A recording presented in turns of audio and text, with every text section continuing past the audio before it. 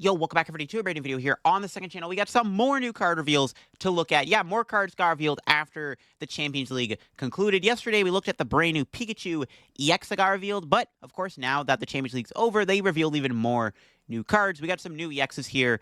We got Terra Hydran, Terra Tagir, and Milotic EX. I'm excited, especially for the Hydran. I'm a huge fan of Hydran EX. It's literally like the mascot of the channel, so really happy to see we're getting another new Hydran. And of course, these cards will be featured in the Surging Spark set in November. So we're going to be getting these cards in November. And I'm definitely excited for these cards to release. And of course, if y'all are new here to the second channel, make sure to subscribe down below. We're getting very close to 17,000 subs. In fact, we are less than 100 subscribers away from 17,000 subs. And if you go on to enjoy the video, leave a like and all that stuff. Let me know what you think of these new cards down in the comments below, as always. And I'll leave a link to PokeBeach here, the site I'm using, down in the description below if you want to go check out the cards for yourself. So starting off, we got the new Milotic EX. Now, Milotic has had good cards before, so I'm hoping this card actually is playable. It does have the ability Sparkling Scales, prevent all damage and effects of attacks done to this Pokemon by your opponent's Terra Pokemon's attacks. Now, that's a decent ability. Being immune to Terra Pokemon is nice, considering Pokemon keep pushing the Terra Pokemon agenda, especially with, like, Briar. And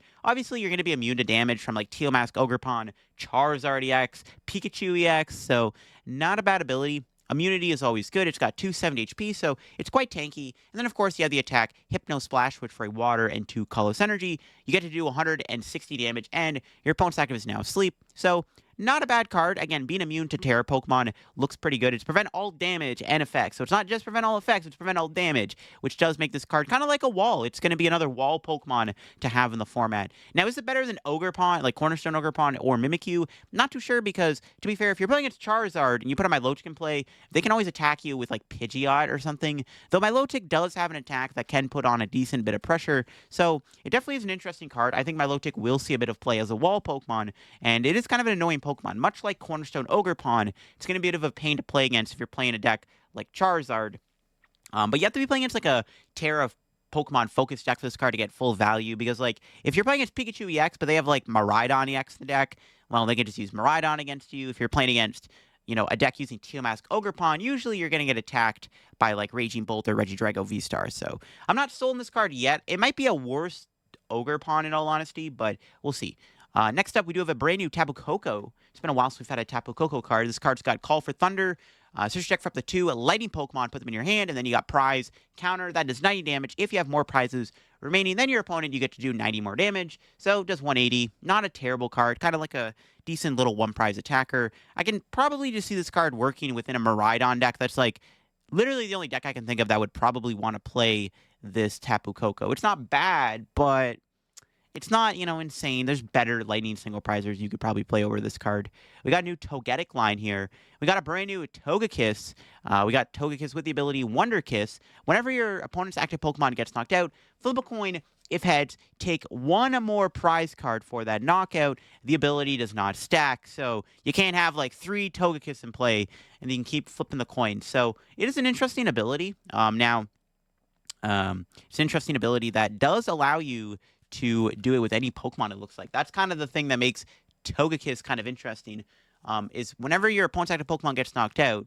So it's not just whenever Togekiss knocks out a Pokemon. So technically, you could have this thing sitting on your bench, and you have a 50-50 chance of taking an extra prize card. I mean, that's kind of scary, to be honest with you. Now, yeah, it's a stage 2, but stage 2's, you know, you can get this guy to play with, like, Rare Candy or Grand Tree.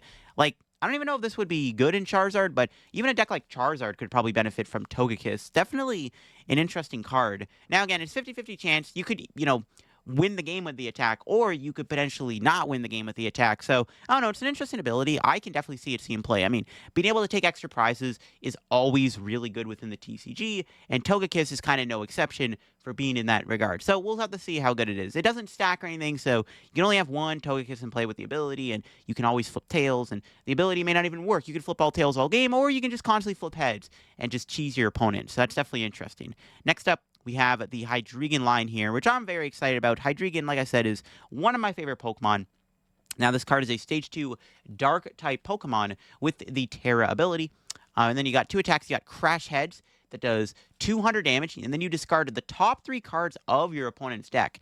Now, that alone is kind of cool. Discarding the top 3 cards is honestly kind of insane. That's a decent amount of milling you can do for just one attack. You are doing 200 damage, so your damage output isn't bad either. It's only for 2 energy. Also, you can use this with a Sparkling Crystal. Turn 2 Hydreigon with Crystal sounds kind of scary. And then, of course, you got the attack Obsidian. Now, this is like the main Terra attack. It does require a lot of energy, though. You need a Psychic, a Dark, and it looks like a Metal energy on top of a Colorless energy. It does 130 damage, and then you can do 130 damage to 2 of your opponent's benched Pokemon. Now, that is a very strong attack also. If you're playing against like a big basic deck, like a Miraidon deck or something, and you can hit them with Obsidian, you can actually put on a lot of damage onto their bench. Like, imagine going 130 on a Miraidon, then 130 on Hands and Raikou.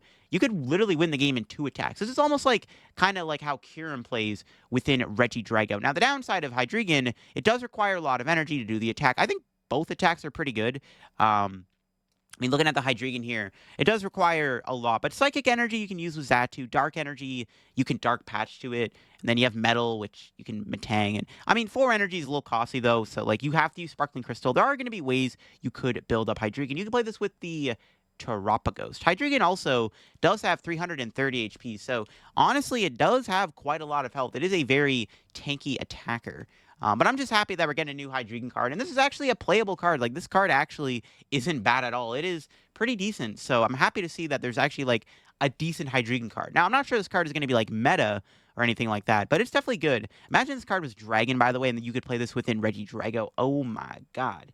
That'd be pretty broken. But, yeah, definitely a pretty strong card. I think both attacks are very strong. If you can get the second attack powered up against big basic decks that fill up the bench with like Fez and Mew and Squawk and stuff like that, this could actually be a pretty dirty attack that could literally win you the game in like 2 attacks, which is kind of crazy.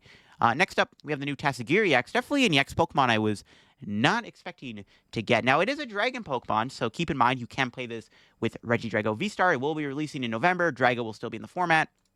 And it does have 160 HP, so obviously it's going to be a bit on the weaker end because it is Tagir. It's a little small sushi fish Pokemon, but it does have 2 attacks. You got Sneaky Pump, which does 100 damage, and then an attack ignores all effects on your opponent's active Pokemon. So it's like a shred attack, I guess. 100 damage is a little weak, though. But then you have the attack you have Cinnabar Lure, Cinnabar Lure is what it's called, which for a fire, a water, and it looks like, what is that, a Dark Energy. You can look at the top 10 cards of your deck, choose any number of Pokemon you find there, and put them onto your bench. So that attack is kind of good. Being able to put Pokemon into play is nice. It's any Pokemon, too. It's not just the basics and stuff. You can put Stage 2s into play with Cinnabar Lure, which is a pretty strong effect. So Tagir X does have an interesting Terra attack. The first attack is, like, mediocre, but the second attack is where things are interesting. Now, since there's a Dragon Pokemon, and you can play this with Regidrago, I don't think it's going to be very good with Regidrago, because like I don't really know if Regidrago wants to put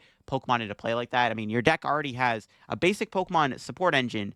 I mean, you can put a Regidrago V-Star into play, I guess, but yeah, I don't think this card is great within Regidrago, and I don't know how good it's going to be by itself. Again, 160 HP makes it pretty fragile, and the attack is a little costly. So yeah, I'm not sure this card is very playable, unfortunately. I don't know. We'll see if there's any value out of the attack. Like, you are going to, probably have to lose a 2-prizer to use the effect of that Cinnabar attack, and then you have to put a bunch of Pokemon in play, but you're going to be down 2 prizes, probably. It's kind of like, in a way, like Lugia or like Omastar V or something like that. We do have a new Slacking line here, and this Slacking's also kind of decent. So we got Slacking here. It's got the ability, Slacking off. Your opponent has no Pokemon EX or V in play. This Pokemon cannot attack. So yeah, your opponent doesn't need to have 2 prizes in play, but to be honest, that's probably going to happen. And then its attack, Great Swing, does 280 damage. There is another effect here. I think it discards an energy from Slacking or something. I'm pretty sure that's what it does. It like discards an energy from the Slacking. Or something like that. But yeah, 280 damage for 2 colorless energy is kind of insane. The drawback isn't that bad, I'm pretty sure. And the ability is also fairly good because, we're in a meta where there's probably going to be X's or 2-prizers. Like, okay, you play against Ancient Box, this card's going to suck.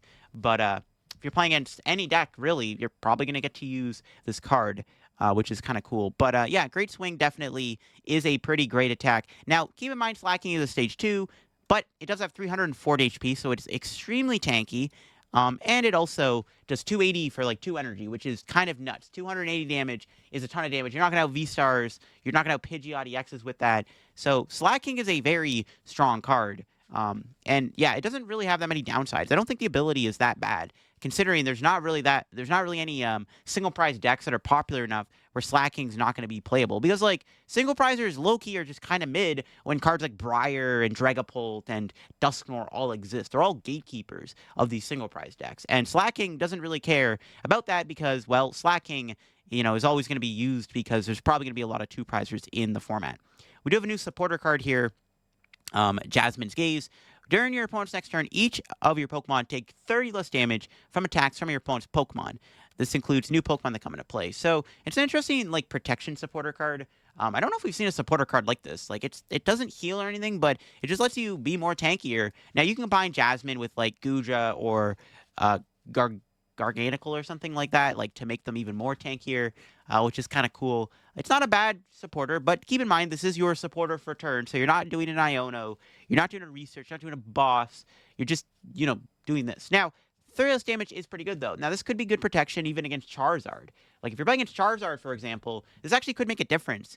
If they don't have access to Dusknoir for that turn, you could just go Jasmine and then prevent Charizard's Burning Darkness from doing enough damage to KO anything on your board. So there are some interesting things you can do with the Jasmine's Gaze supporter, but I'm not sure that it's going to be, insanely good, but it's not a bad supporter nonetheless. Or maybe you can use this even within Charizard itself just to help in the mirror or something. So, I don't know, it's an interesting supporter for sure. Definitely something to look at. Then we got a new berry tool card here. Once again, it's one of those berries that when you attach it, your Pokemon's going to take less damage from a specific type. This time around, it happens that this card is going to be protecting you from a dark Pokemon. You put it on a Pokemon, and it takes 60 less damage from attacks from dark Pokemon. And then you have to discard it after the Pokemon attacks you. So, dark Pokemon, not bad. There is a big dark Pokemon in the format that actually this card is going to be pretty good to have against. That is, of course, Charizard EX. This card actually is pretty good versus Charizard because Charizard doing 60 less damage to you when they attack you is kind of crazy. Imagine playing Jasmine plus Colbur Berry against Charizard. They're going to be doing 90 less damage. That would be a little ridiculous, but yeah, overall, not bad. Now, you can use it against Ancient Box 2, Baby Roy Moon. Definitely doing 60 less damage is pretty annoying. The only other thing is maybe Roy Moon EX, but Moon already has Frenzy Gouge. But yeah, definitely a decent card. I mean, dark Pokemon are good. Charizard and Baby Moon are right there. They're both fairly popular. I'm pretty sure Charizard is still going to be a meta deck in this new format when the set releases. Ancient Box probably will be still playable too. So yeah, not a bad berry. Probably the best of the berries. The fire, there was a Psychic Berry, which was decent, but I think this one definitely is the best berry because there's a lot more dark Pokemon to watch out for. But yeah, overall, not bad. I mean, honestly, apart from maybe the Tatsugiri, I think all these cards were actually fairly playable. I'm really excited about the Hydreigon because it's just a very cool Pokemon, and I'm happy that it actually got a pretty playable card, to be honest with you. Then of course the Togekiss line's interesting. All these cards, maybe the Tapu Coco is kind of weak too, but most of the cards are actually pretty playable. The Milotic's pretty good. Again, Hydreigon, Togekiss, stuff like that are pretty playable. But yeah, let me know what you think of these new cards down in the comment section below. Which EX are you most looking forward to releasing? And what do you think of the new Jasmine and all that stuff? What do you think of these new EXs? Let me know all that down in the comment section below. And of course, if you're new here to the second channel, make sure to subscribe down below. Again, we're super close to 17,000 subs. I'll leave a link once again to Pokebeach down in the description below. And check out Card Cavern if you get any codes. Use code LDF. And check out TC Evolutions too if you get anything at TC Evolutions. Also, you can use code LDF. All right, that'll be it for me. Hope to see y'all very soon. Probably going to be looking at some of the decks from Tokyo Champion Leagues probably tomorrow if enough decks get revealed in time. So hopefully that's next video. But yeah, peace out.